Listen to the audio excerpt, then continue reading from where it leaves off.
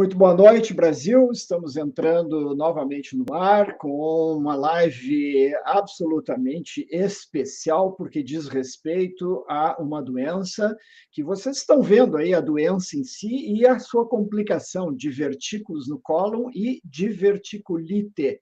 IT, vocês sabem, é inflamação dos divertículos. Mas o que são esses divertículos? Por que eles incomodam tanto? Vocês provavelmente conhecem pessoas que têm ou já tiveram, inclusive, no hospital por causa de crises agudas, e, nesse sentido, nós estamos com uma situação muito complicada, né? Não é sempre que a gente consegue fazer esse diagnóstico, e é justamente isso que nos deixa, então, muito preocupados para que vocês possam se colocar dentro de uma situação em que vocês vão resolver esse tipo de problema. Aqui a doutora Nutiane Camargo Schneider. Doutora Nutiane, que é médica formada, então, na PUC, onde eu fui professor por muitos anos, com muita satisfação, com residência em medicina interna e gastroenterologia, mestre em clínica médica e especialista em endoscopia digestiva e ecoendoscopia. E vamos falar, então, de doença diverticular do cólon, que eu acredito ainda seja o nome técnico mais utilizado, né? E eu gostaria de te perguntar justamente sobre um pouco da anatomia do cólon, se pudesse descrever para o pessoal se situar e depois nos dizer como é que se formam esses divertículos, então, por que eles se formam.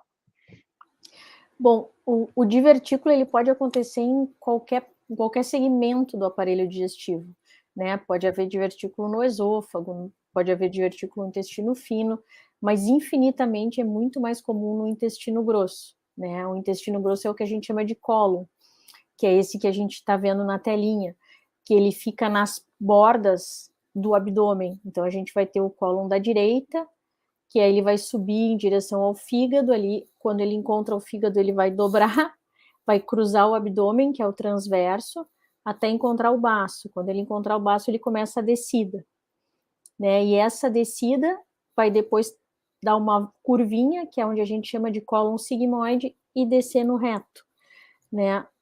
Eu sempre digo que divertículo, né? Eu digo para os pacientes, divertículo é que nem ruga. A gente vai ganhar em algum momento na vida, né? Alguns mais cedo, outros mais tarde, né? Mas o que termina acontecendo, assim? A parede do intestino começa a ficar mais frágil, mais fraca.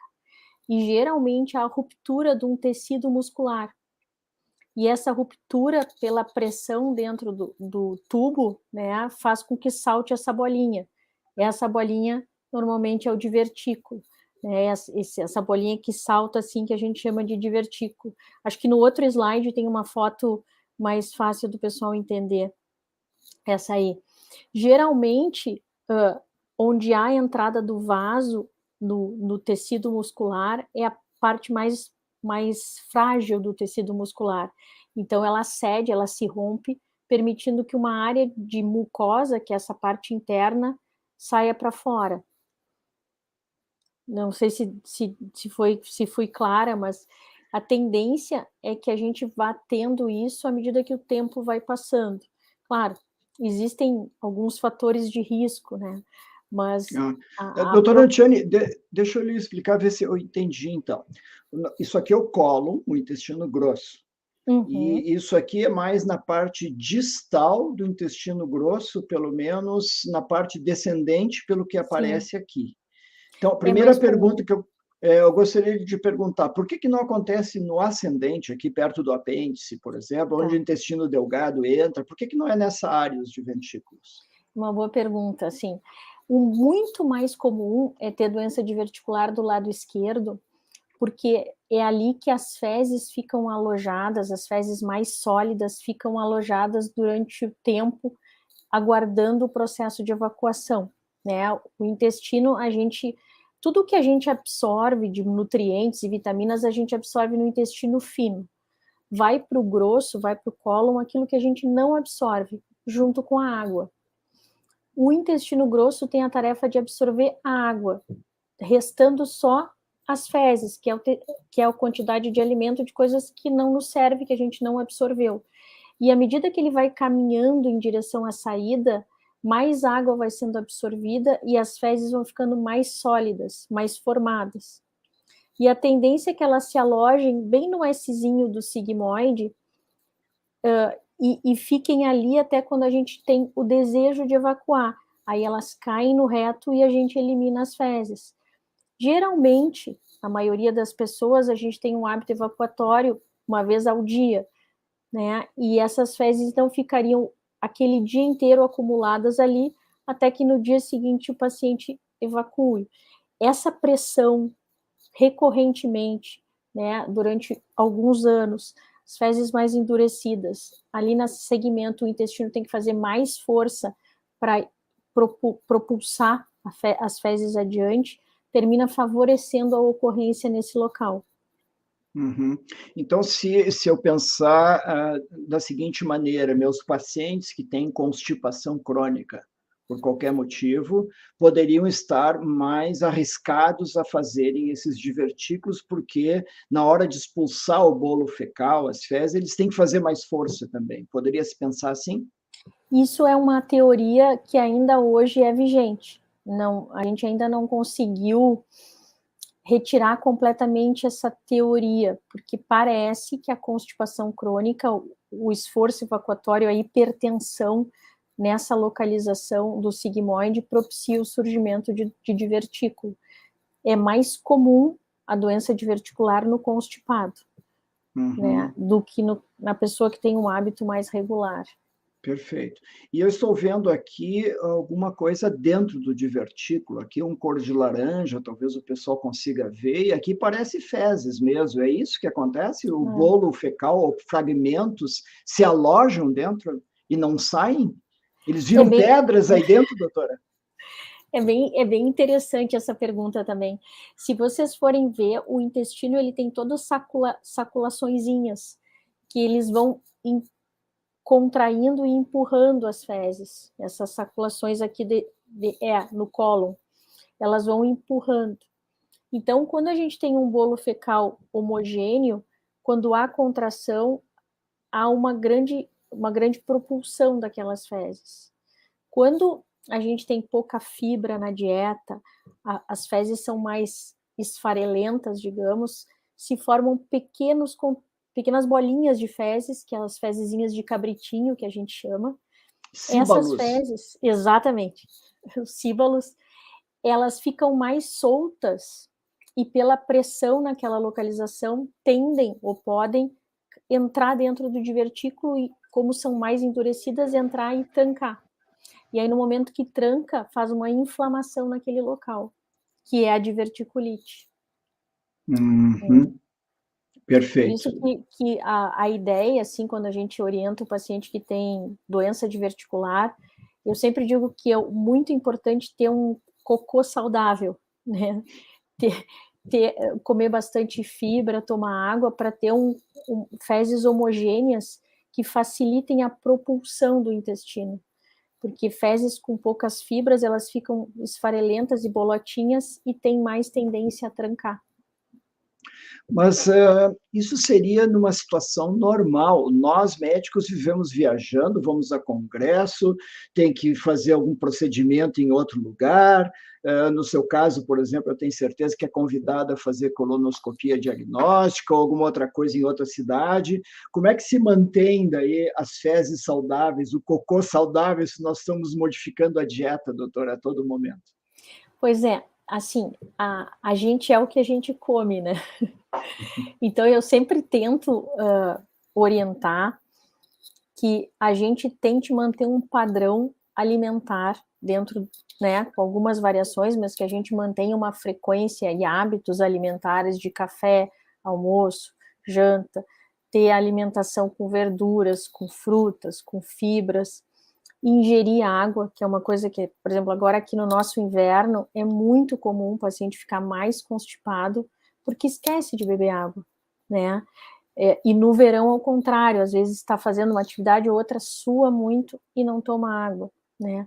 tentar, na medida do possível, ter essa regularidade, ter uma regularidade para ir no banheiro também, o hábito que a gente cria, assim, que a gente deve criar, né, o intestino, ele não se manda, né, a gente não manda nele, assim, a gente não diz agora vamos no banheiro.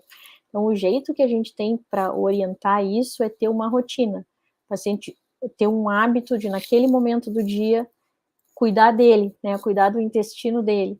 Essas pequenas modificações juntas tendem a tornar o hábito intestinal mais regular. Né, praticar exercício físico, mesmo que às vezes numa viagem, caminhar melhor que ficar sentado, né, essa regularidade torna o intestino mais regular. A bagunça de tu não ter hábitos irregulares é que dá a tendência do intestino não saber a hora que ele vai funcionar, a hora que ele vai relaxar, a hora que é para ele contrair, a hora que é para ele relaxar. Né? Então, isso a gente traz com o hábito, assim, repetidamente. Né? Eu muitas vezes ouvi os pacientes dizer que ficaram constipados porque não atendiam ao chamado do intestino. Ah, não, agora eu tenho alguma coisa para fazer. Não, mas estou com vontade, vou ou não vou no banheiro? Não, vou terminar isso aqui primeiro. E aí a vontade se vai. E a gente sabe que existe um reflexo, né? Era isso que eu ia comentar. Quando se come, por exemplo, existe um reflexo para o cólon liberar, porque tem, olha, está chegando gente aí, está comida chegando no estômago, né? Tem que liberar lá embaixo. E esse reflexo, que a doutora vai falar o nome agora, com certeza tem que ser atendido, senão a gente o perde, né? É muito comum isso em mulheres, né? As mulheres muitas vezes têm constipação por não ouvir o desejo. Ah, eu não vou no banheiro no trabalho. Ou, não me sinto à vontade na casa do meu namorado, na casa da minha mãe. Só vou no meu banheiro e tal. Ou às vezes está trabalhando, não consegue um tempinho no próprio trabalho, ou não se sente à vontade de ir, e vai inibindo esse reflexo, né? O reflexo é o gastrocólico. É bem isso que o senhor falou. Cada vez que a comida cai no estômago, o estômago diz para o cérebro manda o intestino esvaziar embaixo, né? Eu sempre comento assim, é só a gente lembrar quando o nenê nasce, né? O nenê, ele vai mamar no seio da mãe e um pouquinho depois ele vai evacuar. E geralmente isso é a cada 3, 4 horas. E à medida que a gente vai socializando, né, vai começando a caminhar, vai usando fralda, vai tirando a fralda, vai indo para o colégio, a gente vai inibindo esse reflexo. E geralmente a gente termina escolhendo um momento do dia para aquele reflexo ser mais predominante. Né? Muitas vezes a pessoa acorda de manhã e diz, eu acordo, já vou no banheiro. Né? Ou, eu chego de noite, depois que eu janto, que eu relaxo, eu vou no banheiro. Geralmente a pessoa escolhe um momento e deixa esse reflexo permanecer. Né? E muitos pacientes, pela vida que a gente leva, né, muitas vezes eles vão inibindo esse reflexo. E é muito engraçado, porque eu chego no consultório e eu pergunto, mas tu tem desejo de ir no banheiro? Nada. Não sente o intestino fazer um barulhinho? Não. Aí, desde quando? Desde que eu comecei a trabalhar, desde que eu não sei o que. Eu disse, bom, então nós temos que retomar isso, né? Ou fazer o teu corpo escutar esse reflexo novamente, né? Então, esse reflexo não é perdido, ele é embotado, mas não se perde. Ele pode ser recuperado, eu não sabia disso. Pode. Que legal. Só que requer muito treino, né? Aí, repetidamente, mesmo que a pessoa não tenha o desejo, ela vai ter que aproveitar um momento depois da alimentação. Eu digo, é o momento da pessoa, o momento do intestino. Ela vai ter que ir para o banheiro, se concentrar naquilo, né? Porque muitas vezes é muito comum hoje em dia o paciente ir para o banheiro levar o celular. E daí ele fica no celular e aí ele não concentra, né? Porque, bem ou mal, a gente tem que relaxar e essa comunicação tem que acontecer. Se a gente fica com a cabeça só no Facebook, sei lá onde, a gente não relaxa e essa comunicação não acontece. Então, é muito comum o paciente chegar, mas eu levei o celular, fiquei lá meia hora e não aconteceu nada. Sim, te concentra, pensa, senão essa conexão não acontece. Né? Mas se tu começa a estimular repetidamente, a gente não perde ele totalmente. A gente consegue alguma coisa recuperar, mas requer muito disciplina. Interessante. Né? Claro. Não, muito interessante isso. Quer dizer que é uma situação comum no seu consultório? Como é? Sim. Sim, é muito comum. A constipação é uma coisa muito mais comum em mulheres, mas é muito comum hoje em dia. E eu vejo, assim, comparativamente a uns tempos atrás, que hoje, infelizmente, a gente presta menos atenção no corpo da gente. A gente come mal, come de pé, come conversando, né? Não presta atenção no que está comendo, né? E isso termina tendo um reflexo lá dentro, né? Claro, sem A dúvida. gente começa a funcionar desordenadamente, né? Então, acho que essas coisas têm muito a ver, e como nós vamos falar agora também, com o aumento da doença diverticular, né? A quantidade de pessoas que estão recebendo o diagnóstico está cada vez maior. E chama atenção por ser cada vez pessoas mais jovens, né? Como a gente estava falando antes, assim, antigamente a gente dizia, a doença diverticular é a doença do velhinho.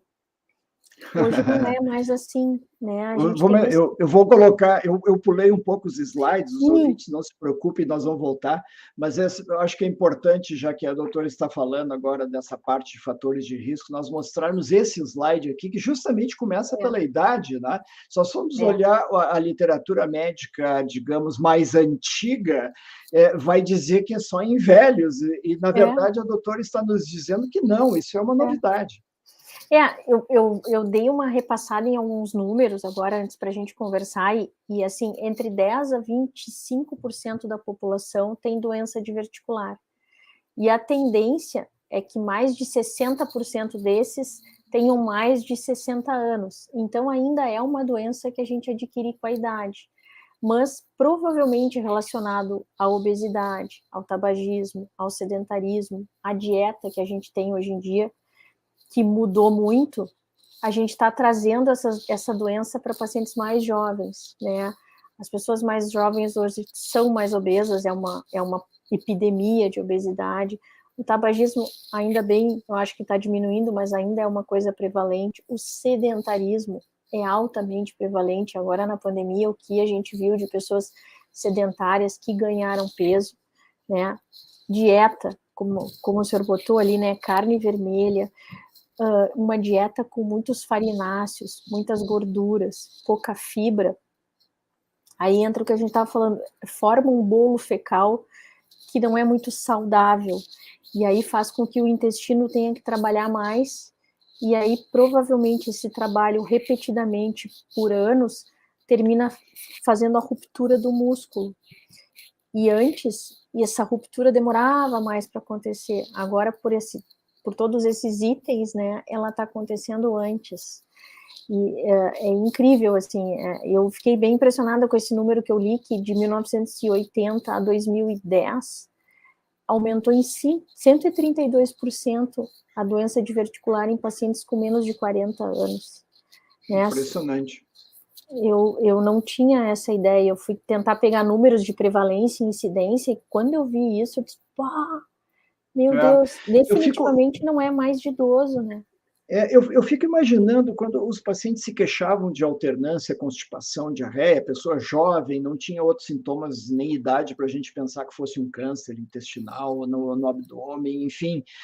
A gente pensava, olha, pode ser um intestino irritável, uma pessoa que está muito estressada, né, está sempre muito ativa, 30 anos de idade, a gente não vai pensar que é uma diverticulose, muito menos que vai inflamar, mas a senhora está nos dizendo o contrário, que nós temos que ser mais liberais em fazer testes diagnósticos e tentar achar esse tipo de situação, então, em pessoas que são adultos jovens, a gente poderia dizer. Eu diria assim que paciente com esses fatores de risco, com dor repetidamente do lado esquerdo, que é onde é mais comum, com uma constipação, com histórico de relato dessas evacuações de bolotinhas, assim, de cocô de cabritinho, esforço evacuatório, eu acho que a gente tem que lembrar da doença diverticular, sim. Impressionante. E é muito, assim, é muito interessante, porque a síndrome do intestino irritável é um saco de gatos, né? Eu acho que ainda, na verdade, a gente não sabe exatamente o que é. Eu acho que são várias patologias que a gente não sabe a fisiologia, e aí a gente nomeia intestino irritável, né? Verdade. eu particularmente não gosto muito, porque eu acho, na verdade, que é mais uma ignorância médica no contexto geral de fisiopatologia, e aí a gente atribui esse nome do que efetivamente ele ocorra, né? Então, eu acho que a gente sempre tem que pensar que essas alterações de hábito, muitas vezes, podem ser uma doença diverticular em fase inicial, sim. Eu concordo plenamente com essa posição, Nutiane. Eu me lembro, por exemplo, de doença celíaca. Quando eu me formei, se dizia doença celíaca é doença de criança. Não, porque se tiver doença celíaca, vai aparecer na infância. Vai comer um pãozinho e vai ter diarreia e não vai crescer, enfim, vai ter anemia, etc. Dali a pouco a gente começou a ter testes diagnósticos de laboratório que permitiram diagnóstico em outras faixas etárias. E nós começamos a fazer diagnóstico na vida adulta, pessoas com osteoporose, por pacientes exemplo. Que nem só com diarreia, né? Hoje em dia não é mais uma condição a diarreia. O paciente pode ser constipado e ser celíaco, né? Exato. E antes se chamava esses pacientes como tendo intestino irritável, na verdade tinham doença celíaca. Não é aí que eu queria chegar. Mas eu queria lhe perguntar sobre a questão dessa de ser pobre em fibras. Se a gente comer com muita fibra e nós estamos cheios de saquinhos ali no intestino, essa fibra não vai entrar no divertículo e propiciar, não vai ter mais chance de fazer diverticulite? Não. E até vou aproveitar depois e dar um comentário que é sobre as sementes, que todo mundo pergunta também. Mas a fibra, ela fica na luz do intestino e ela retém água, e a tendência é que ela forme uma fezes homogêneas, um bloco único. A fibra daria, digamos, a liga para as fezes ficarem num bloco único, ou grandes blocos, para que elas consigam ser empurradas. Né? A falta da fibra é que faz essa separação e as fezes ficam em pedaços. Até eu brinco, eu digo para os meus pacientes que quem tem doença diverticular faz cocô parcelado. Porque, na verdade, o paciente não consegue formar fezes amplas e tem dificuldade de motilidade pela quantidade de divertículos, então chega um estímulo e anda um pouquinho, e aí ele vai. Aí chega outro estímulo, anda um pouquinho, e aí ele vai. É aquele paciente que de manhã vai 3, 4 vezes no banheiro, aí depois ele não vai mais nenhuma vez. Quando ele consegue esvaziar o cólon, o dia dele segue normal. Né? Até ele esvaziar, ele vai repetidamente no banheiro. E aí os pacientes muitas vezes pensam, eu tenho diarreia. Quando começa a esmiuçar a história, na verdade, são polievacuações em pequena quantidade. Isso é bem característico da doença diverticular. E a fibra ajuda no intuito de unir essas fezes e tentar fazer com que, de uma vez só, saia mais volume. E aí o paciente evacue menos vezes. E aproveitando, assim... Fala, pode falar. Não, pode terminar o seu raciocínio. Não é que eu ia falar, porque todo mundo pergunta, tá, e eu posso comer semente do tomate, da uva? Da melancia. Da melancia, exatamente. Do mamão. Antigamente, a gente tinha muito isso, vai comer a semente e vai trancar no divertículo. Isso caiu por terra hoje, porque a gente entende que quando as fezes, o conteúdo fecal está lá do lado esquerdo, ele já está unido, ele já não está uma semente sozinha. O que vai trancar vai ser a bolotinha de fezes. Naquela região não está mais a semente sozinha para trancar. Se for do lado direito, a gente até pode pensar isso, que a semente vem solta no meio do líquido e poderia trancar. Mas do lado esquerdo, a água vai absorvendo e as fezes vão ficando num bloco único sólido. Então, essa história de que a semente tranca é só anedótica, assim, não se provou hoje ser uma coisa importante, até o contrário, hoje a gente pede que o paciente coma a fibra para tentar fazer um bloco maior, e aí sim, não trancar no buraquinho do divertículo. Então, vou mudar minha prática. Eu como mamão praticamente todos os dias, vou passar a comer mamão com sementes. Azar que seja azedo, que seja difícil de mastigar. Deixa eu lhe perguntar, doutora Nutiane, quantas colonoscopias, mais ou menos, a senhora já fez na vida? Me pegou. Eu faço eu faço uma média de 1.000 exames por ano, entre colonoscopia, endoscopia e ecoendoscopia, né? O que eu noto é que cada vez mais a quantidade de colonoscopias vem crescendo, assim. Antes a gente fazia muito mais endoscopia que colonoscopia. Hoje Endoscopia alta do estômago. de olhar o estômago, né? Hoje a gente tem feito cada vez mais colonoscopia. Ainda não é igual, mas assim, no futuro, muito provavelmente a gente vai fazer mais até colonoscopia que endoscopia. Mas a gente ainda está nessa caminhada. Né? Mas onde eu queria chegar é o seguinte: a senhora já fez mais de 10.000, 20.000 colonoscopias, Sim. então. Certamente. Sim. Quantas vezes a senhora encontrou semente de melancia dentro de um divertículo? Nunca. O que comprova o que a senhora acabou de nos dizer, né? Nunca. A gente encontra muitos fecalitos, que são essas bolinhas, esses síbalos trancados, alguns até com inflamação ao redor, mas realmente semente eu nunca encontrei. Interessante. Nunca tinha parado para pensar, mas nunca encontrei. Eu pergunto aqui, doutora. Para terminar, os nossos fatores de risco, acho que nós poderíamos falar um pouquinho desses medicamentos, por que eles atrapalham aí. E eu ainda acrescentaria, assim, além dos medicamentos, né, tem o corticoide e os imunossupressores aí, né, que também seriam fatores de risco, assim. Eu acredito que o opioide, o que é o opioide? Na maioria das vezes é um remédio de analgesia para dor. Então, ele anestesia, ele relaxa a parede do intestino e ele indiretamente termina causando a constipação. A constipação termina permitindo que as fezes fiquem mais tempo na luz do intestino e possam trancar no divertículo. Os anti-inflamatórios, eles atuam de outra maneira.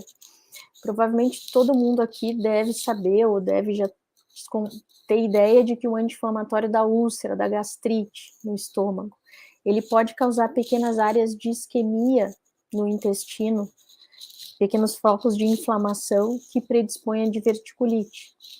E o corticoide, por também ser um anti-inflamatório, ele pode deixar a parede do intestino mais frágil, com risco de mais ruptura e de inflamação.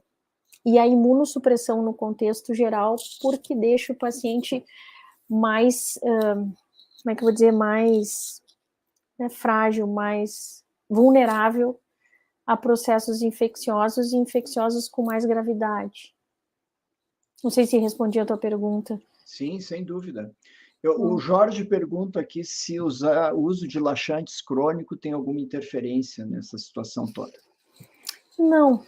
Assim, o uso de laxante a gente não deve, assim, fazer apologia ao laxante. O melhor é que não se tome. Mas não tem nada comprovado que o laxativo vá aumentar a incidência de diverticulite. O que a gente sabe é que aquilo ali, na maioria das vezes, termina levando a uma dependência, porque o laxante ele tem alguns mecanismos, mas o mecanismo mais comum, que é o dos laxantes que a gente usa por aí, são irritativos. Eles irritam a parede do intestino e, em resposta, o intestino tem uma contração muito grande. E aí, o paciente evacua. Cada vez mais precisa uma irritabilidade maior para dar esse gatilho. Então, normalmente o paciente começa tomando um comprimido, depois vai tomando 2, depois troca para outro, porque a irritação da parede necessita cada vez mais estímulo. A gente não recomenda usar laxante para prevenir a doença diverticular. Né? É muito melhor tu ter um bolo fecal saudável, uma flora saudável, uma alimentação saudável, do que tu usar laxativo. Mas o laxante não aumenta o teu risco de ter doença diverticular. Não sei se respondi a pergunta dele, assim, não é recomendado que use, mas ele não tem uma relação direta. Usa laxante, vai ter mais divertículo. Não, mas vai ter um intestino cada vez necessitando de mais estímulo para contrair. O Carlos Alberto pergunta, meu xará, se em cada um desses saquinhos aqui sempre tem fezes ou eles estão vazios?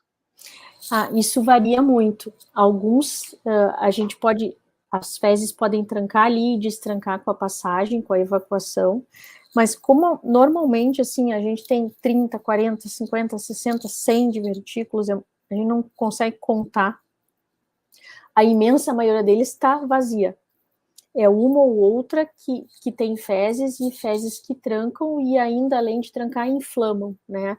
É muito raro. É aquilo que eu disse lá no início. Dos pacientes que têm doença diverticular, 10 a 20% vão ter diverticulite. Então, é uma porcentagem muito pequena que vai ter a complicação da inflamação. Mas como a doença diverticular tem grande prevalência, né, muita gente termina sendo um número grande de pessoas que têm diverticulite. Mas a imensa maioria, o buraquinho é vazio.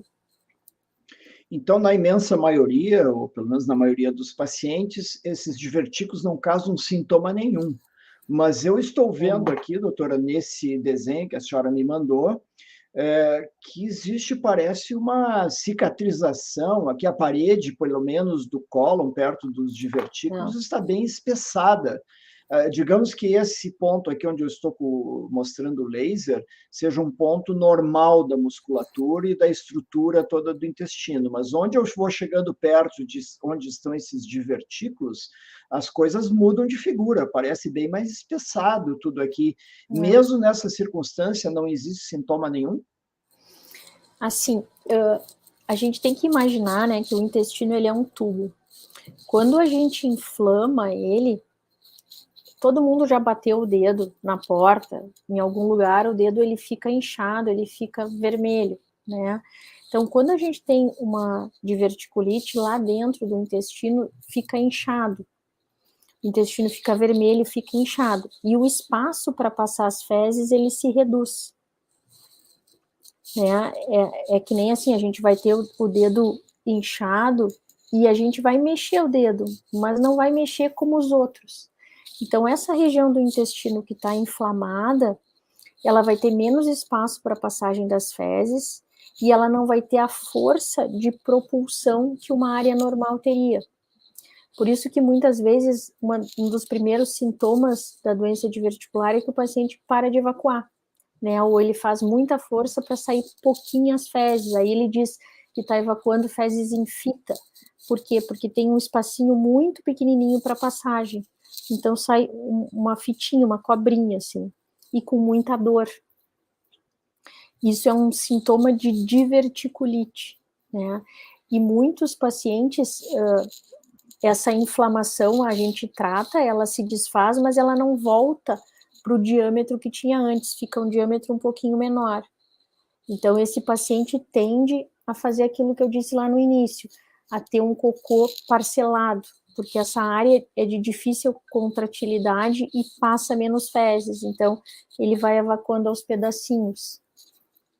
Então, nós só temos dois tipos de manifestação possível na doença diverticular do cólon, quem tem os divertículos. Ou não tem sintoma nenhum, ou tem diverticulite, está no hospital e eventualmente vai ter que ser operado. Não existe nada intermediário aí, doutora? Assim, a gente sabe hoje em dia que muitos pacientes podem ter a doença diverticular e nessa região dos divertículos não haver uma função adequada do cólon. Então, a gente diz que é uma doença diverticular sintomática. É aquele cara que vai 3, 4 vezes de manhã no banheiro com dor, com desconforto, às vezes vem diarreia, às vezes tranca, né? Essa é uma doença diverticular sintomática, não é uma diverticulite. A diverticulite é a inflamação de um buraquinho. Essa sim, aí a gente tem um processo inflamatório naquela localização que pode fazer toda a circunferência do cólon e pode romper a parede do intestino, né, furando o intestino e virando até uma diverticulite complicada, né, é diferente da doença diverticular sintomática, dolorosa. E hoje em dia ainda existe uma quarta classificação, que é a ocorrência de colite naquele segmento de doença diverticular. Hoje a gente tem uma colite da doença diverticular, que naquele segmento do sigmoide, entre o reto e ali acima no sigmoide, que é o mais comum, a parede do intestino fica toda vermelha, fica com alterações como Crohn, como retocolite. E a gente biopsia e vem achados muito parecidos. E o paciente não tem nenhuma outra clínica de doença inflamatória, e é só aquele segmento da doença diverticular que é acometido, né? É uma colite segmentar da doença diverticular. Então, a gente está entendendo um pouco melhor. Antes era tudo um saco de gatos e botava tudo na diverticulite, né? Hoje a gente sabe que tem pacientes com dor que não tem diverticulite, né? E cada vez mais, isso é uma coisa muito interessante. Quando eu me formei, diverticulite era sinal de antibiótico. Tem diverticulite, toma antibiótico. Faz alguns anos que vem tendo os trabalhos na literatura mostrando que muitos pacientes que têm a dor, né, são rígidos, jovens, têm um processo inflamatório pequeno, que tu dá ou não dá antibiótico, evolui igual, da mesma maneira. Então, cada vez mais a gente está sendo conservador no uso de antibiótico na doença diverticular leve, né, não complicada.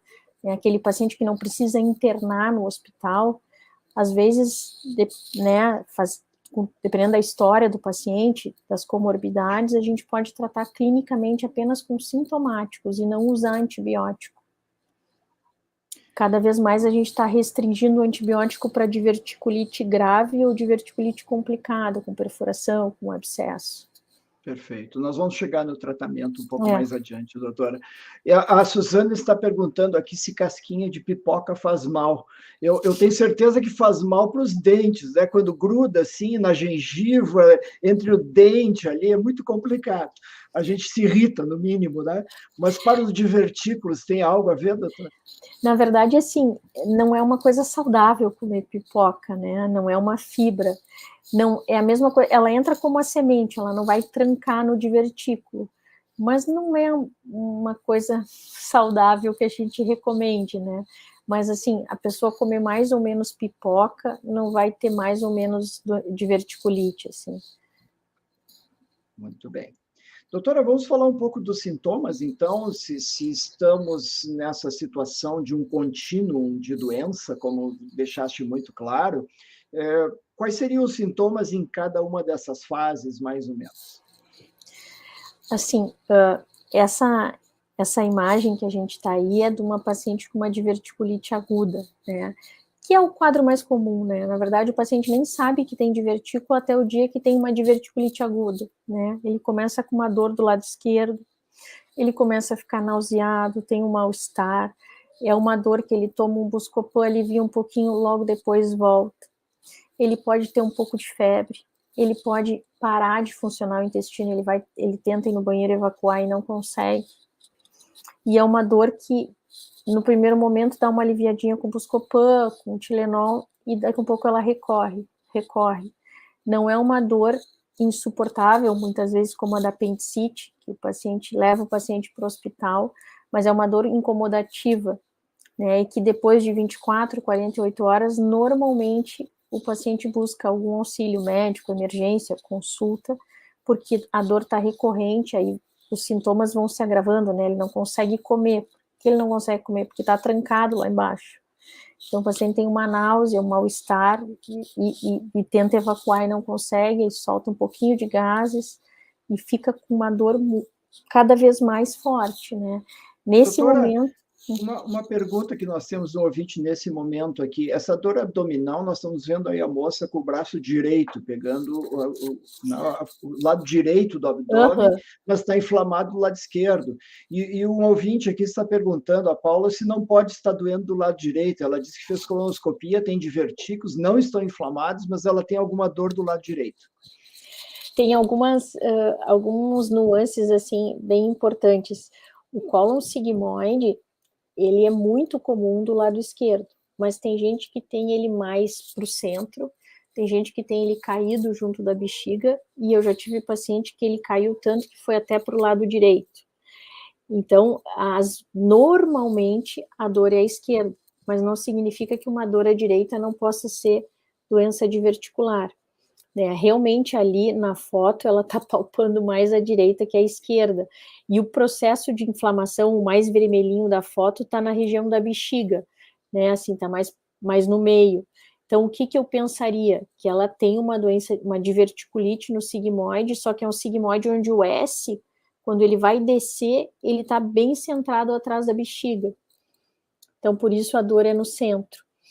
E a gente tem que lembrar que a dor, né, da doença diverticular, ela pode se misturar com a dor do intestino irritável, que às vezes dá cólica, às vezes distende, às vezes dá prisão de ventre.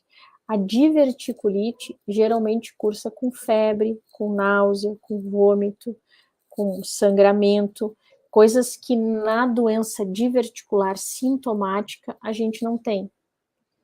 Né? Então, o paciente pode ter dor à direita, recorrentemente, intermitentemente, mas não vem acompanhada de sintomas sistêmicos, né? Aquele cara que fica com mal-estar, não quer sair da cama, febril, prostrado, não consegue comer, isso é um sintoma sistêmico, então tem uma inflamação acontecendo. Aí é a diverticulite.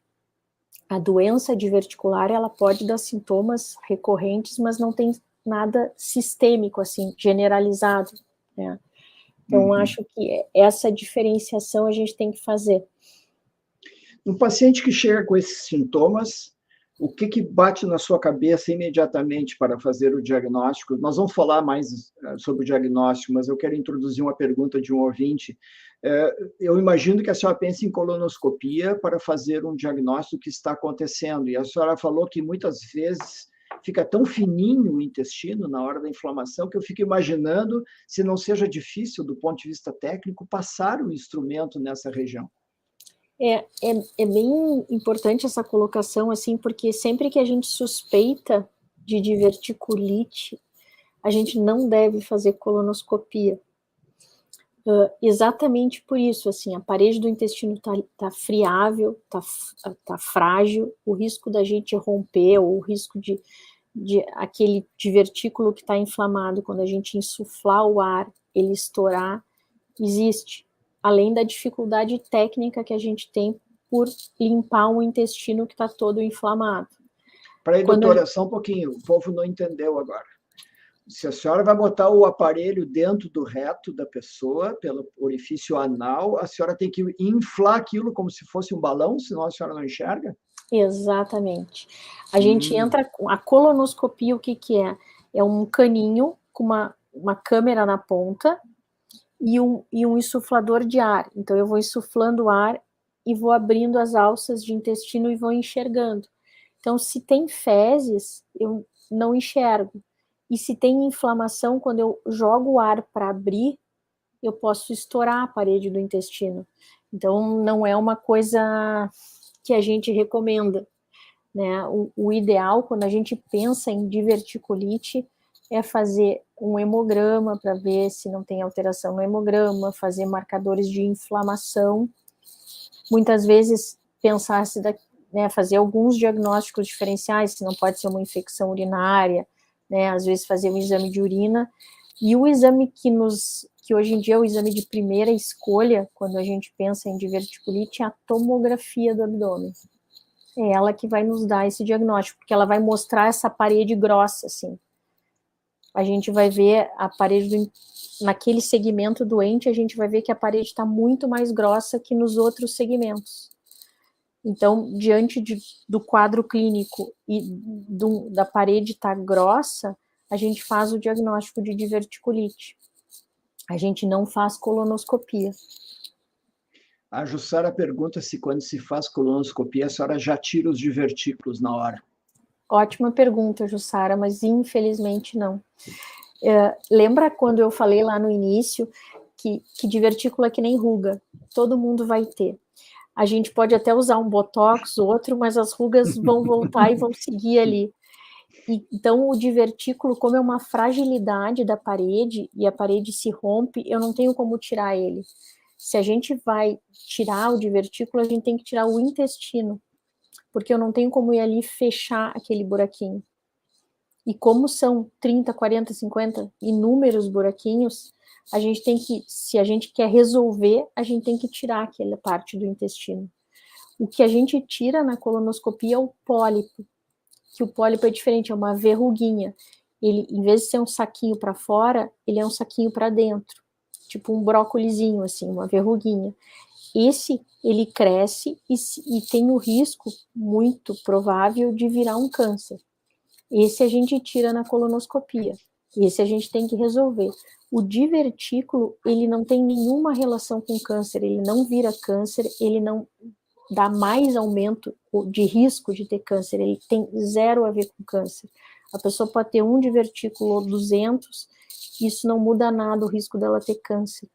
Então a gente não tira o divertículo.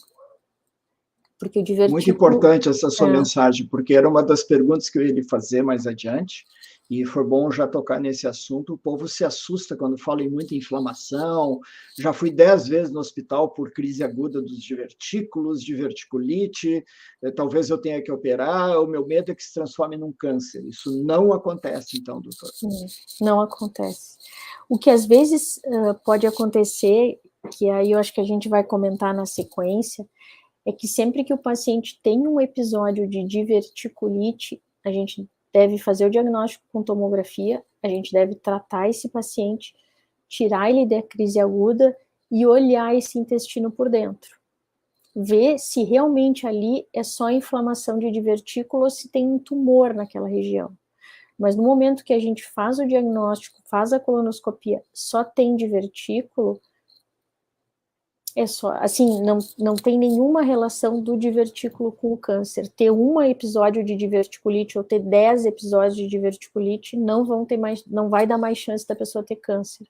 E ter um divertículo, ter 200, também não. O Jorge pergunta se é só colonoscopia que tem para se fazer o diagnóstico. Está aí no slide, a doutora explicou, então, Jorge, como é que se faz esse diagnóstico. A senhora poderia nos dizer algo sobre os exames de laboratório, se são importantes?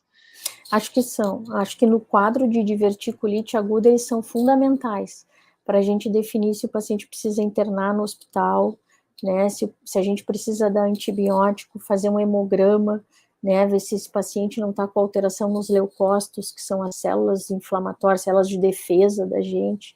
Geralmente eles sobem quando a gente tem um processo infeccioso ou inflamatório. As células brancas, né, que são nossas células de defesa, elas aumentam no sangue. Então isso é um dos critérios que a gente usa. Quanto mais células brancas, provavelmente mais inflamação esse paciente tem. É um sinal de gravidade da diverticulite.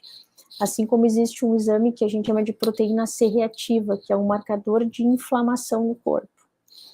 Ele é inespecífico, mas ele mostra que há uma inflamação, e quanto maior o valor, mais inflamação. Né? A gente pode ter a proteína C reativa para uma apendicite, para uma pneumonia. No caso aqui, eu vou pedir o exame pensando na diverticulite. Então, quanto maior o valor, mais inflamação esse paciente tem, mais preocupado eu tenho que estar com ele. Né? E normalmente, assim, a gente faz exames de fezes para excluir outras patologias, gastroenterites, coisas infecciosas. Muitas vezes a gente pede um exame de urina para diferenciar se isso não é uma infecção urinária, né, algo mais complicado. Mas acho que, assim, de exames de sangue mais importantes, eu colocaria esses dois, o hemograma e a proteína C reativa. Em relação ao exame de fezes, eu pelo menos tinha, quando eu trabalhava no Brasil, e hoje eu estou aqui nos Estados Unidos, isso é menos frequente, mas eu sempre lembrava das verminoses, muito frequentes, né? Mesmo em classes sociais mais elevadas, a gente vai num restaurante, a gente vai num barzinho da esquina com os amigos, dali a pouco, sem querer, a gente está ingerindo ovos de algum desses parasitas, né? Qual é a sua experiência em relação a encontrar ainda muitas verminoses nesses exames de fezes, doutor? Olha, eu vou te dizer o seguinte, tem muito mais do que a gente imagina. Não é como tu falou, assim, não é incomum da gente encontrar.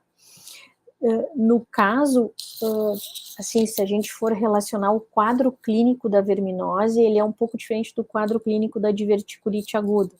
Geralmente a verminose é um sintoma recorrente, às vezes a gente enxerga o verme nas fezes, às vezes tem anemia no hemograma, nunca é um quadro muito agudo, de 1, 2, 3 dias, né? Se é um quadro agudo, é uma gastroenterite infecciosa por um hambúrguer que a gente comeu, uma maionese.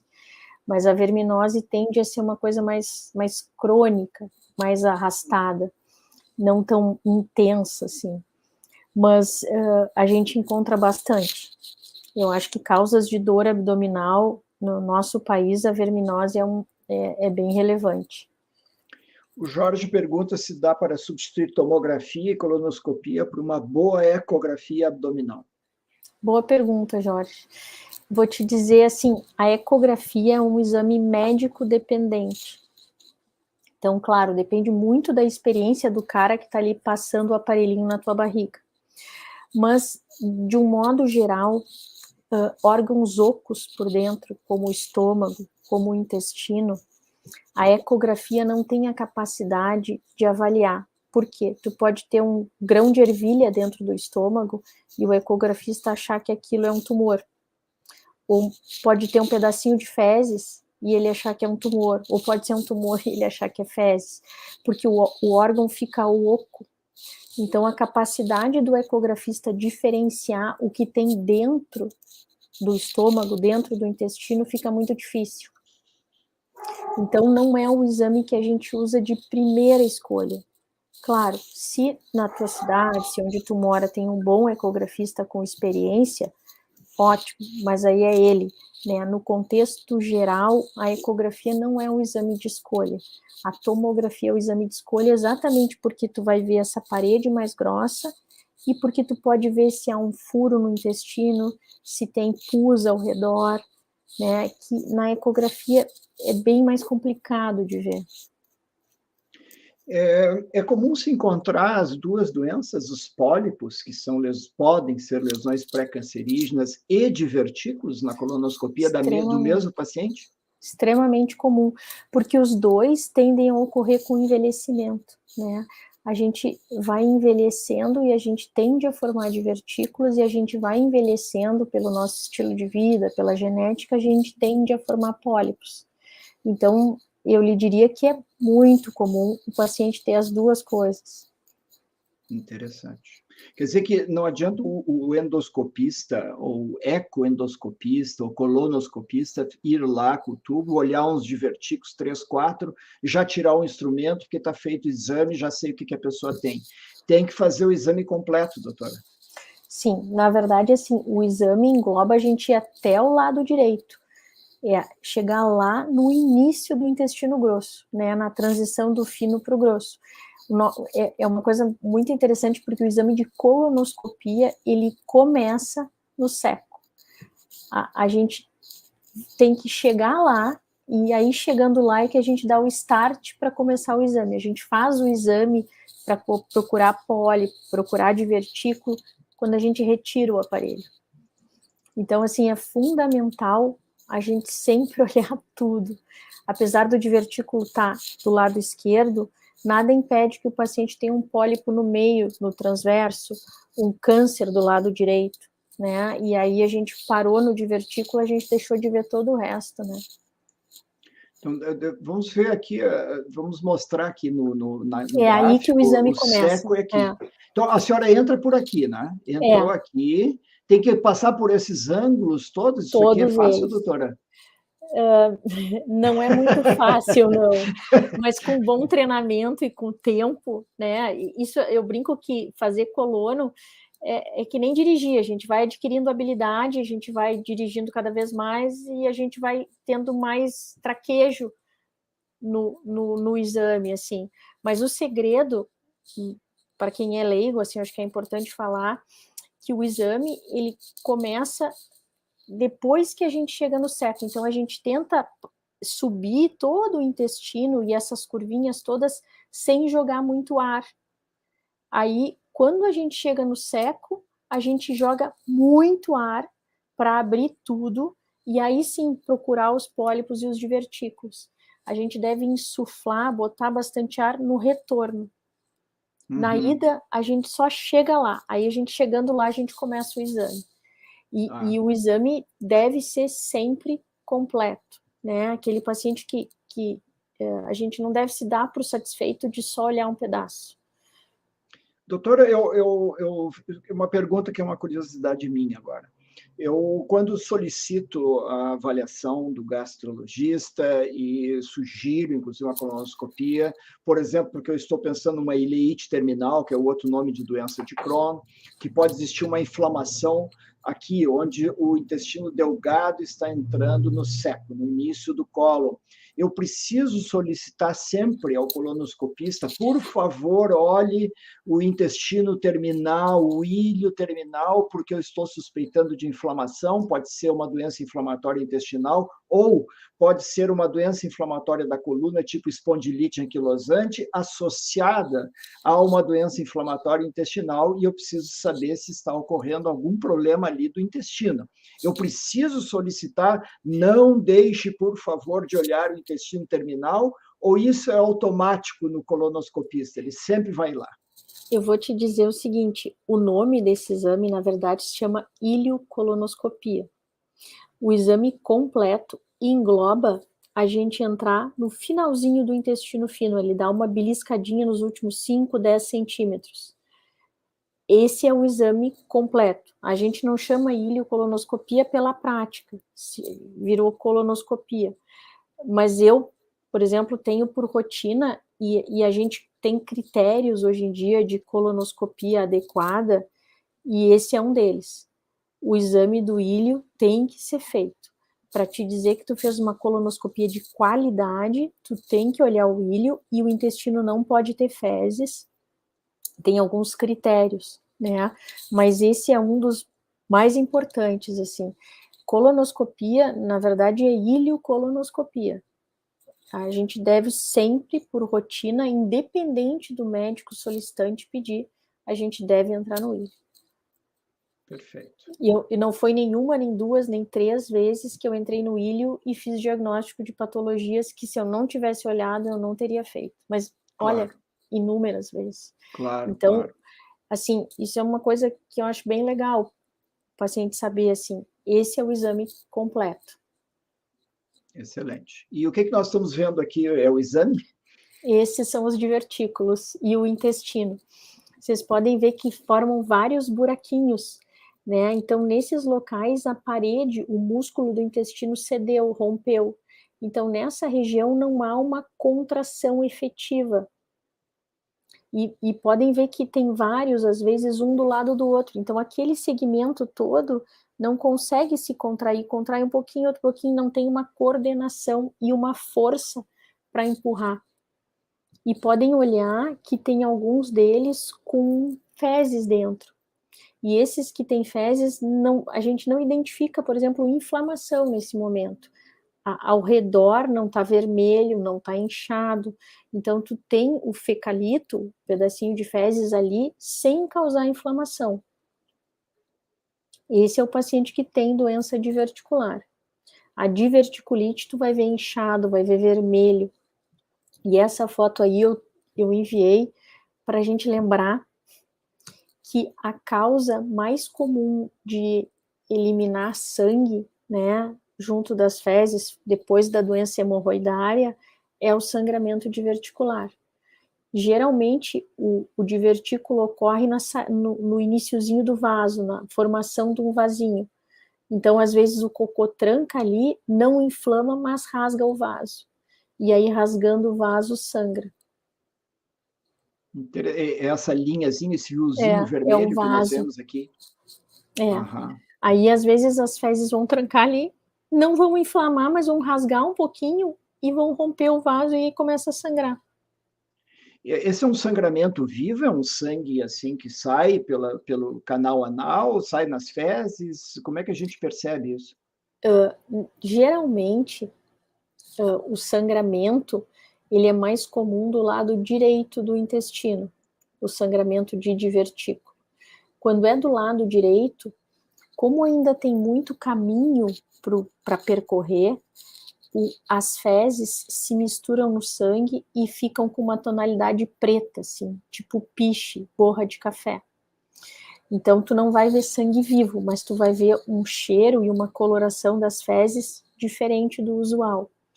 Quando é do lado esquerdo, e há essa ruptura do vaso, não dá tempo das fezes se misturarem e mudarem de cor. Então, tu vai ter as fezes de cor normal e um sangue mais vivo misturado.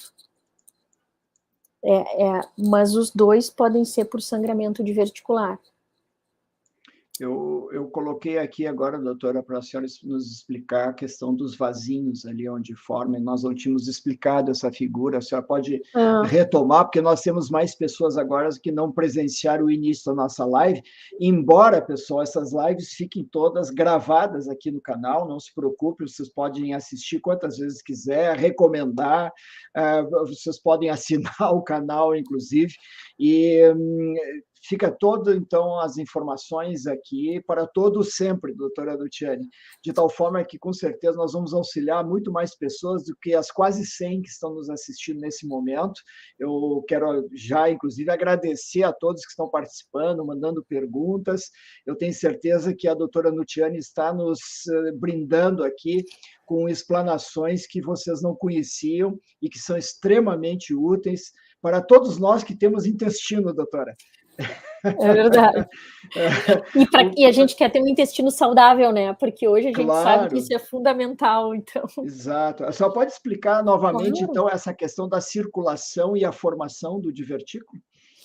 Vocês estão vendo nessa foto maior que tem um vaso, o vermelhinho, que vai indo em direção ao intestino, né? E ele entra na parede do intestino, indo lá em direção ao centro. Nessa entrada, sempre é uma parte da parede do intestino mais frágil, porque é ali que o vaso está chegando. Então, nessa região, quando a gente repetidamente faz muita pressão do músculo do intestino, é uma área que se rompe junto do vaso. Então, fica uma bolotinha para fora, né? Exatamente como ele está mostrando ali. Normalmente, o divertículo se forma onde há a entrada desse vaso, porque é onde a parede do intestino é mais frágil.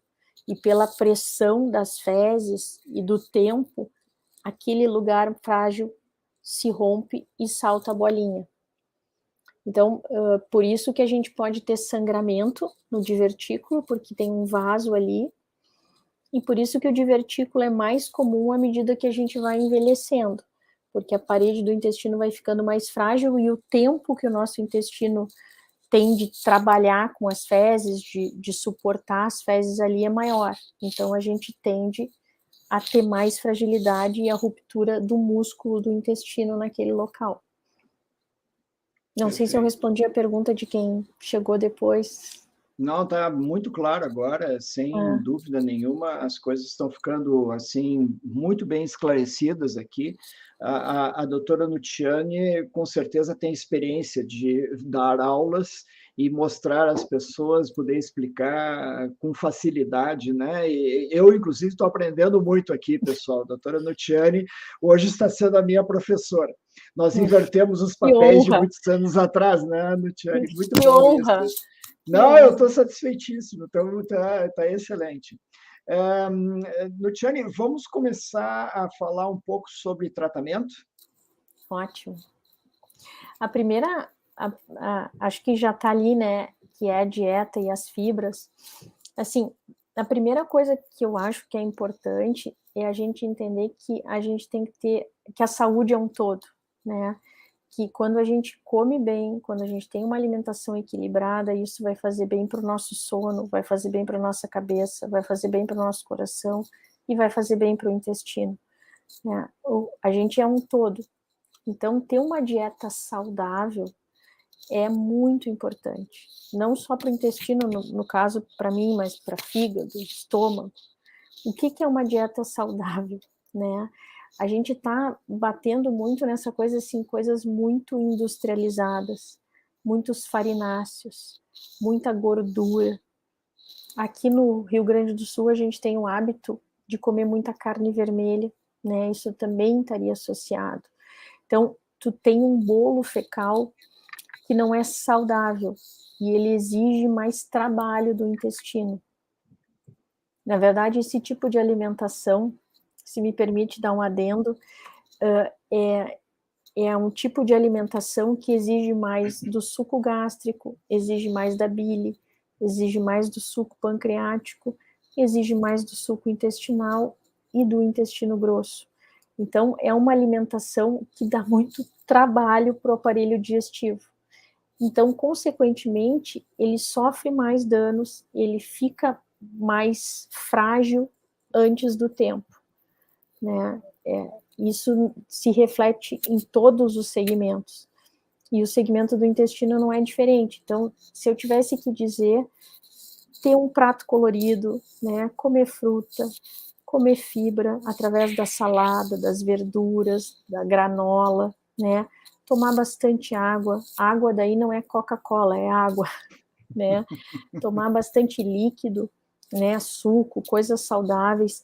Tentar diminuir a carne vermelha, né? Eu acho que a gente pode tentar comer, ter a dieta mais mediterrânea, mais peixe.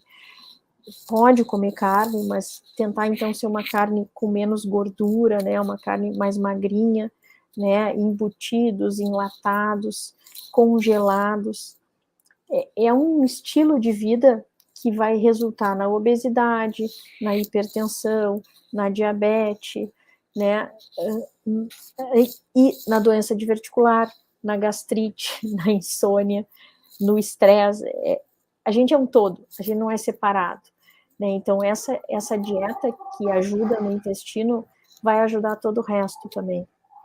Mas, basicamente, aqui, uma dieta saudável é para ter um ambiente intestinal, né, uma flora intestinal, um ambiente intestinal saudável, formar um bolo fecal inteiro, coeso, que seja mais fácil de ser expelido pelo intestino, que dê menos trabalho para o intestino. Então, a balança da nossa dieta deve pender para o vegetariano? Assim, a dieta... Essa é uma boa pergunta, porque agora eu fui ler para trazer números, e tem trabalhos mostrando que vegetarianos têm menos diverticulite. Diverticulite, né? Não menos doença diverticular, mas doença de diverticulite. E eles Faz atribuem... mais fibra, né? Exato. É muito difícil para a gente que é gaúcho ser vegetariano, né? Mas, assim, tentar equilibrar e reduzir o consumo de carne vermelha, eu acho que é bem importante. E coisas mais naturais, assim, eu brigo muito no consultório para a gente não comprar tudo industrializado, né? Coisas mais naturais, sem tanto produto químico, né? Eu acho que isso atrapalha muito a nossa digestão, faz o nosso corpo trabalhar muito. Eu aqui mesmo no exterior não abdiquei do churrasco, mas virou uma vez por semana e com medidas, não é? Até porque é muito cara a carne aqui, doutora. É bom que seja carne nesse sentido, que a dieta vira mais... A dieta fica mais saudável, né? Mas, enfim. A Lourdes está perguntando aqui se tomar leite faz mal ou faz bem. Lourdes, não tem nada comprovado com relação à doença diverticular, né? Eu acho que o que tem que buscar, o que traz o leite para ti, né? Traz o cálcio, traz algumas calorias, traz proteínas. Então, eu acho que aí o leite entra no contexto geral da dieta. Tem que ser uma dieta equilibrada, nem tanto o céu, nem tanto a terra. Mas diretamente com a doença diverticular não tem relação. E até aproveitando um pouquinho mais, na verdade, nenhum alimento tem relação direta com a doença diverticular especificamente. Por quê? Porque quando o resíduo alimentar chega no intestino, é aquilo que o corpo não precisa mais. Então, o leite já foi absorvido, assim, os nutrientes. Opa, caiu um pouquinho o sinal da doutora. Doutora Nutiani? Caiu um pouquinho. Podes repetir a última frase? Não. Alô?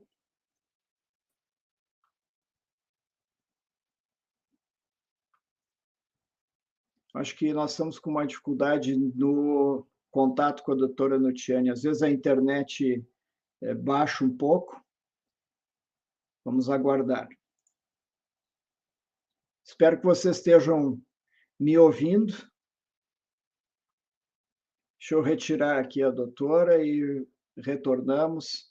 Nós vamos adiante aqui com a Naumara pergunta sobre a questão de imunossuprimidos, se a dieta é a mesma ou se nós temos algo distinto em relação a essa situação toda. Naumara, pela minha experiência, não há por que nós pensarmos que seja distinta essa situação, porque, na verdade, como a doutora estava explicando, o importante é a composição, né? E eu estou entendendo, principalmente a parte de fibras, é fundamental, porque com isso nós formamos bolo fecal, vai retirando líquidos à medida que esse bolo fecal, as fezes mesmo, vão transitando no intestino, até chegar no intestino esquerdo, antes da porção do sigmoide, o reto, quando as fezes estão bem formadas e serão mais bem formadas, com maior facilidade de sair se tiver fibras, né? E isso não tem nada a ver com a questão de imunossupressão ou não. É claro que algumas doenças intestinais têm a ver com a situação de acometimento de também o trato digestivo. A esclerodermia, por exemplo, é uma que pode afetar, gerar constipação, por exemplo, mas o mais frequente é afetar o esôfago, na verdade. Nós estamos aguardando a doutora aqui, eu não sei se ela teve algum problema talvez até de faltar luz lá.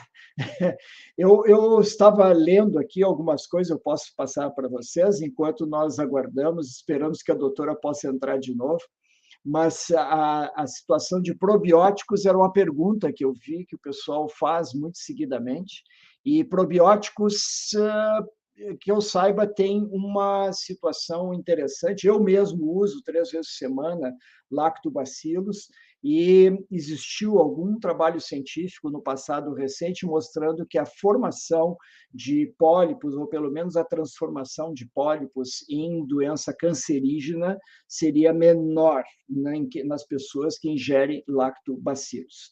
Mas eu sei que a ciência ainda não deu a palavra final nesse sentido.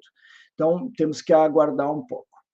Fora isso, parte de medicação, eu ia pedir para a doutora conversar conosco. Eu sei que não há medicamentos, remédios que possam resolver a parte dos divertículos. Uma vez formado, esses saquinhos que vocês viram aí nos gráficos, não tem como a pessoa retirar isso através de remédio, né? O remédio não vai fazer se reformar a parede do intestino de forma normal.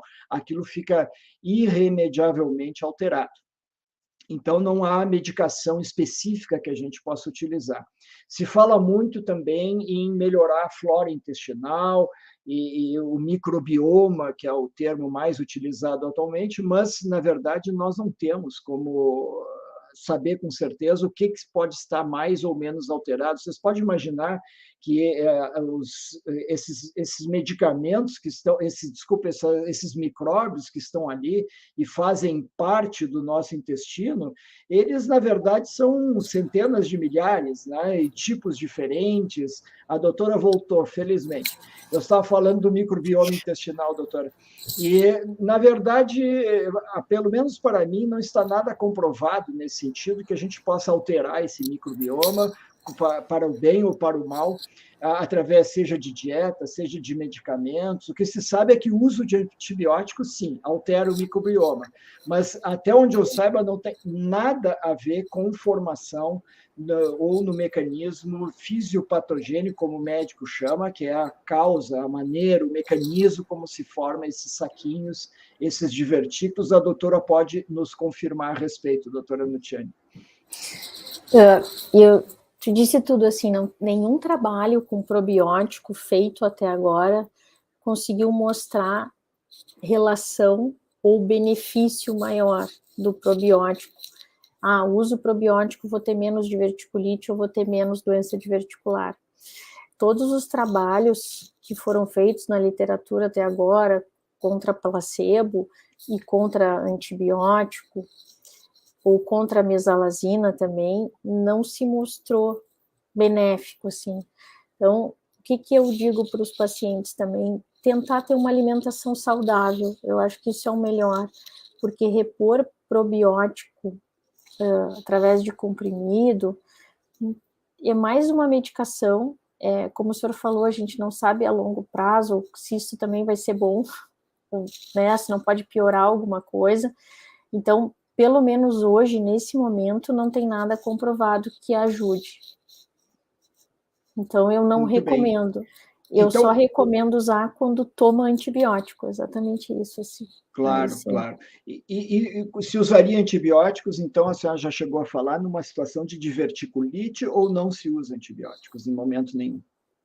Não, a gente usa antibiótico sempre que houver uma diverticulite, que o paciente seja idoso, seja imunossupresso, diabético, né, tome corticoide cronicamente, ou tenha uma diverticulite com complicação, com abscesso, com perfuração, né, ou um quadro muito grave, muita leucocitose no hemograma, uma proteína C muito alta. Doutora, desculpe, o que é leucocitose? O povo não sabe. Desculpa. Aquelas células brancas de defesa que a gente dosa no hemograma, quando elas estão muito altas, significa que a gente está com uma infecção, uma inflamação muito grande. Então, a definição do antibiótico antes era uma regra. Diverticulite é igual ao antibiótico. Hoje a gente escalona o paciente. Se é um paciente jovem, uma dor leve, ele está conseguindo se alimentar, né? Está conseguindo tomar água, muitas vezes só o alívio da dor, e aí geralmente eu recomendo uma dieta mais leve, né? Uma dieta às vezes líquida, pastosa, para ajudar o trânsito, o paciente melhora. Agora, quando ele tem alterações no hemograma, alterações de inflamação, não está conseguindo se alimentar, é uma dor muito importante, um tempo de sintomas muito prolongado também. Na tomografia, a gente tem muita inflamação do intestino, né, um segmento muito grande, inflamado, espessado, a gente usa antibiótico. Perfeito. E acho que uma coisa importante, assim, também, alguns pacientes necessitam internar no hospital. Muitos necessitam internar porque não conseguem tomar o antibiótico comprimido, porque vomitam, porque não tem apetite, né? Então a gente muitas vezes precisa internar, fazer 24, 48 horas de antibiótico na veia, dar aquela melhorada inicial e aí trocar o antibiótico para comprimido e o paciente poder ir para casa. Na sua experiência, é mais comum o paciente poder ir para casa numa crise de diverticulite ou os pacientes, de fato, têm que ir para uma cirurgia? Quais são as indicações de cirurgia, doutora? Assim, antigamente a gente era muito mais aberto a operar, né? Muitos pacientes, eu tenho diverticulite, ou eu tenho crises de diverticulite de repetição, eu tenho que me operar. Hoje em dia, a gente não é mais assim, né? A gente usa alguns critérios diferentes para definir. Uma das coisas que já se sabe é que quando o paciente tem a primeira diverticulite, o primeiro episódio, ele tem mais chance de ter o segundo, mas depois o terceiro, o quarto, o quinto, fica tudo igual, né? Então, antigamente a gente dizia, se o cara teve 3 episódios em um ano, ele tem que operar. Hoje a gente não confere mais assim. Como é que a gente indica a cirurgia? Naquele paciente que tem muita dor recorrente, que tem o intestino com o calibre, com o diâmetro diminuído, e aí as fezes têm dificuldade para passar, e ele tem dor na hora que passam as fezes. E quando a diverticulite complica, fura o intestino, faz uma coleção de pus, mas não mais só por ter diverticulite, né? Hoje a diverticulite, basicamente, eu não me lembro a última vez que eu mandei um paciente operar uma diverticulite aguda. Hoje em dia, a gente, olha, não consigo te dizer assim, não me lembro o último paciente. Os últimos pacientes que eu tenho indicado cirurgia, basicamente foi por, como eu digo hoje em dia, né, Acho que a indicação da cirurgia na doença diverticular, ela tá para a qualidade de vida do paciente. É aquele paciente que tem dor recorrente. Esses dias eu indiquei cirurgia para um piloto de avião, que ele tinha dor, e ele tinha medo de um dia estar em Roma, no outro dia estar não sei aonde, e ter uma diverticulite. Ele tinha medo de não conseguir diferenciar quando era só a dor do divertículo, quando era uma diverticulite. Então, eu indiquei cirurgia, né? A gente indica muito mais hoje cirurgia para qualidade de vida do que porque ele teve diverticulite, né? Acho que a diverticulite aguda não é mais uma indicação cirúrgica. E essas pessoas que retiram esse segmento todo do intestino têm algum problema? Surge diarreia, surge mais constipação, pode retornar o problema dos divertículos em outros segmentos, ou está curado quando faz a cirurgia?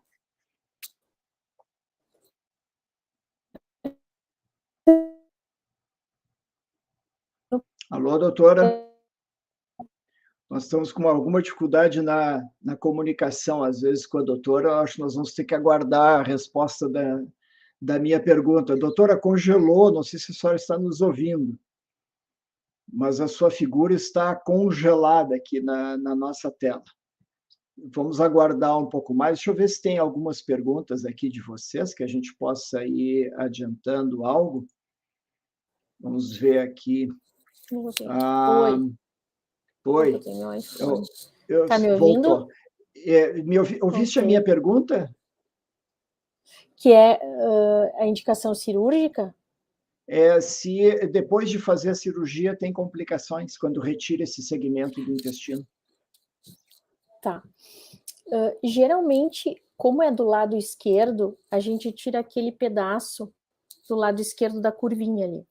Aquilo ali tem em média 20 centímetros, 30 centímetros. Então, no contexto global do intestino, não muda nada. A pessoa continua tendo o mesmo hábito evacuatório, raramente tem diarreia, continua, se ela era mais constipada, ela continua sendo mais constipada, não muda o hábito evacuatório. Só que o que é importante lembrar, né? A doença diverticular é uma doença do intestino, então operar aquele segmento não significa que num outro local não surjam divertículos e não tenham diverticulites. Não é a cura, né? É o alívio, é a retirada daquele ponto mais doente, mais inflamado. Mas outros pontos podem surgir. Aí vem a dieta, vem o exercício, vem os cuidados alimentares para prevenir, né, o surgimento. E na sua experiência, o pessoal que fez cirurgia segue à risca esses ensinamentos, ou eles têm dificuldade e acabam tendo complicações de novo, novas diverticulites em outros locais? A minha impressão, assim, na minha experiência, que hoje em dia a cirurgia a gente tem indicado um público muito restrito, né? Então, esses, pelo menos, os pacientes no qual eu indiquei, eles ficaram bem, eles mantêm hábitos de vida saudáveis, mas não tiveram novos episódios de diverticulite, não era um segmento realmente do intestino muito doente, no qual tu tira, e se a pessoa se cuida, ela volta a ter aquela vida regular, saudável dela, e o intestino para de incomodar. Eu acho que antes, quando a gente operava quadros mais agudos, né, cirurgias maiores, mais trabalhosas, cirurgias abertas, onde muitas vezes na hora o médico tinha que ver como é que ele ia fazer a costura, tinha mais complicação, o pós-operatório era mais difícil, o paciente ficava com mais sequelas. Hoje em dia a gente não opera no quadro agudo, a gente tira o paciente da crise e estuda melhor através de colonoscopia, através da exame físico, de conversar com o paciente, qual é a sintomatologia maior dele, o que está mais incomodando ele. E aí a gente busca o tratamento focado naquilo. Perfeito. A Maria Lima pergunta se a cirurgia bariátrica que ela fez tem alguma injunção, alguma interferência em relação a esse problema que nós estamos conversando hoje. Não, Maria, a cirurgia bariátrica ela mexe no intestino fino. né? Tu tira um pedaço de intestino fino onde tu diminui a absorção de alguns nutrientes. O grosso, a gente absorve a água. Então, não há relação direta. O que é importante é a tua dieta. Se tu não tiver uma dieta adequada, uma dieta saudável, não fizer exercício físico, né, não tiver os cuidados que a gente deve ter, tu tem o mesmo risco de ter divertículo que qualquer outra pessoa. Não é a cirurgia bariátrica que vai fazer diferença aí, é o teu estilo de vida. Perfeito. A Ana Zélia diz o seguinte: fiz colonoscopia, o diagnóstico foi doença diverticular de sigmoide. Estou constipada em uso de medicamentos, mas o efeito é lento. O que eu posso fazer? Nós aqui não damos consulta, doutora Luciane, é só uma orientação geral, assim. Claro, eu acho que a primeira coisa é revisar os teus hábitos, né?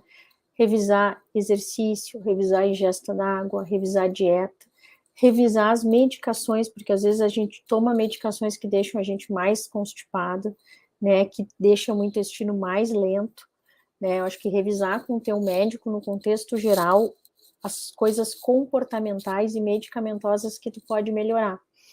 E aí tentar, né, depois de procurar alguma coisa no teu dia a dia, tentar usar alguma medicação que te facilite o trânsito intestinal, né? Preferencialmente não usar nada, mas para facilitar o trânsito a gente tem algumas medicações que não são laxativas que podem ajudar. A Lourdes Oliveira diz que usa o medicamento Maliato de trimebutina para melhorar as dores. Gostaria de saber se é a medicação ideal para usar. Olha, vou te responder sinceramente, ideal é para cada um, não existe ideal para todo mundo, né? É uma medicação boa, uma medicação que causa o relaxamento da musculatura do intestino, mas a resposta é de cada um, né? A gente é individual. Eu posso tomar o mesmo Tilenol que o Dr. Carlos tomar e eu ter alívio da dor de cabeça e ele não ter. E o Tilenol continua sendo um remédio bom. E eu fazer uma hepatite pelo acetaminofém. E o Tilenol continua sendo um analgésico bom. Ele não deixa de ser ruim, mas a resposta é individual. Então, eu te devolvo a pergunta, se para ti está fazendo bem, ok, mas não dá para dizer que é a ideal, não existe, né? Porque a gente é único, não tem um remédio ideal para todo mundo. Assina embaixo com a tua postura. É a mesma coisa quando me pergunto qual é o melhor anti-inflamatório para eu usar. Depende da pessoa, cada pessoa responde diferente ao anti-inflamatório. Tem gente que não responde, qualquer um é água, tem outros, qualquer um que eu dou mais fraquinho, que remédio bom que o senhor me deu. E outros fazem para efeito. Alguns eu dou, inclusive, um anti-inflamatório bem leve, como é o caso do ibuprofeno, e fazem insuficiência renal aguda. Então, a gente tem que ter muito cuidado. Doutora, vamos para o nosso último slide aqui, estamos chegando ao final da nossa live, que o povo quer saber como é que eu previno essa história, eu também quero saber. Eu acho que esse slide diz bastante do que a gente já conversou, né? Umas coisas bem legais, assim, que eu falo para os pacientes no consultório, que eu acho que ajudam bastante, né? A gente leva uma vida muito sedentária. Muitas pessoas dizem que não tem tempo de fazer exercício físico, né? E aí eu sempre digo que hoje em dia a gente já sabe que contar os passos auxilia, né? Hoje todo mundo tem um smartphone, tem um Apple Watch, desses aparelhos que a gente tem programinhas que contam o número de passos. Então, quanto mais passos a gente dá no dia, mais ativo a gente é. Eu sempre oriento o paciente, eu não consigo nadar, eu não consigo ir na academia, caminha, né? Deixa o carro mais longe do trabalho e vai a pé, ou anda uma quadra, ou desce numa parada de ônibus antes e vai o resto a pé, ou caminha uma parada de ônibus e depois pega o ônibus, né? No supermercado, deixa o carro mais longe, sobe de escada em casa, não pega o elevador. Quanto mais passos a gente dá, mais a gente mexe o corpo, mais a gente mexe o organismo. E normalmente, dando mais de 5, 7 mil passos, tu já é uma pessoa bem ativa. O ideal é 10 mil, mas eu entendo que 10 mil é bem difícil, a pessoa tem que fazer um exercício daí. Mas no dia a dia, se ela normalmente contar, ela dá 2, 3 mil passos, ela conseguindo dar 5, isso já ajuda um monte. Parece pouco, mas às vezes só de subir a escada e não pegar o elevador já é alguma coisa, né? Outra coisa que eu acho que é bem importante, que está no slide, é ingerir líquido, né? Eu sempre pergunto no consultório, toma água, toma líquido? Tomo. Aí eu pergunto, mas quanto?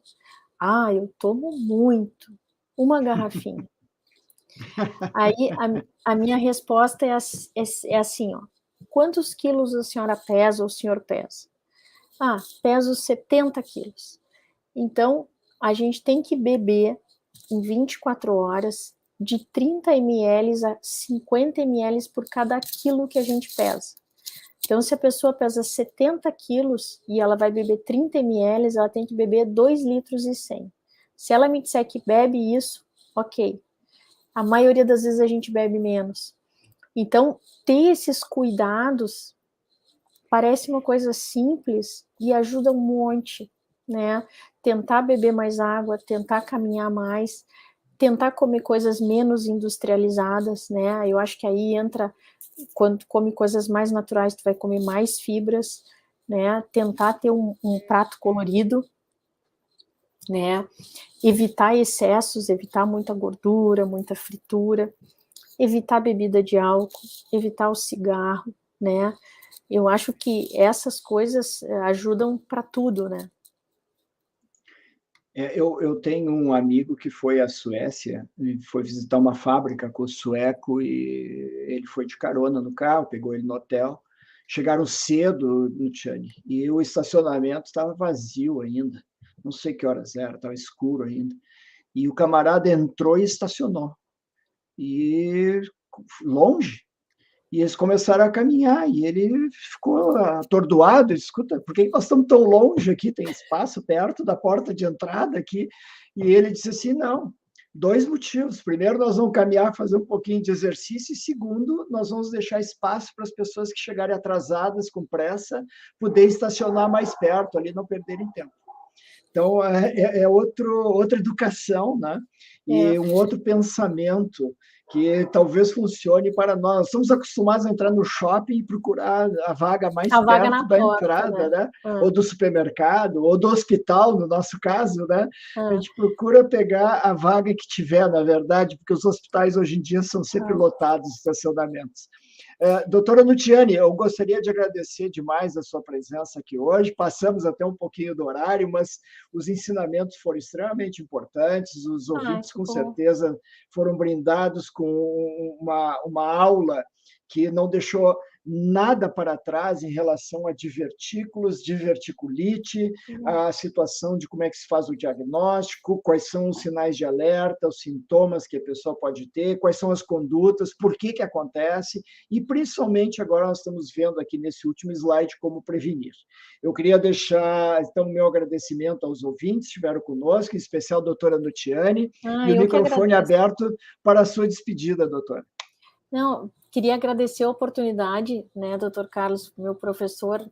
Fico muito feliz de poder estar hoje aqui contribuindo no seu canal. Assim, me lembro de toda a minha história, né, médica, e tenho muito orgulho, estou muito feliz de estar aqui hoje, muito orgulho de ter sido sua aluna.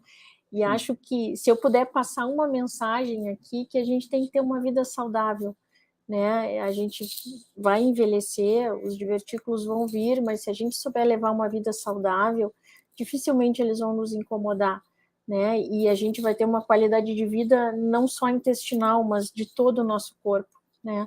A gente não é pedaços separados, né? E assim, cuidar do que come, né? Prestar atenção é uma forma de cuidado. Quando a gente come bem, a gente cuida da gente, né? A gente está colocando coisas lá para dentro saudáveis. Muitas vezes eu digo para os pacientes, a gente compra uma bota nova, um calçado novo, um relógio novo, a gente faz escova no cabelo, a gente anda com a bolsa nova e às vezes a gente come porcaria, né? O que a gente bota lá para dentro, que é muito mais importante do que às vezes o que está por fora, a gente não cuida, né? Então, se a gente souber cuidar, o envelhecimento vai ser saudável. Excelente mensagem. Eu, felizmente, não preciso mais fazer escova no cabelo, doutora. Então, uma boa noite. É uma economia. É uma economia, né? Doutor, aguarde um pouquinho aí só para a gente se despedir em off depois. Tá bom, tá Agradeço bom. a presença de todos, uma boa noite e um bom final de semana, que tudo corra bem e se cuide, né? Você sabe agora como se cuidar para ter um intestino saudável, um cocô bem formadinho, que não tem problema daí, não vai haver diverticulite, não vai ter que abrir a barriga para operar. Nem vai precisar da doutora Nutiane também. Um abraço a Isso aí. todos, boa noite, até a próxima.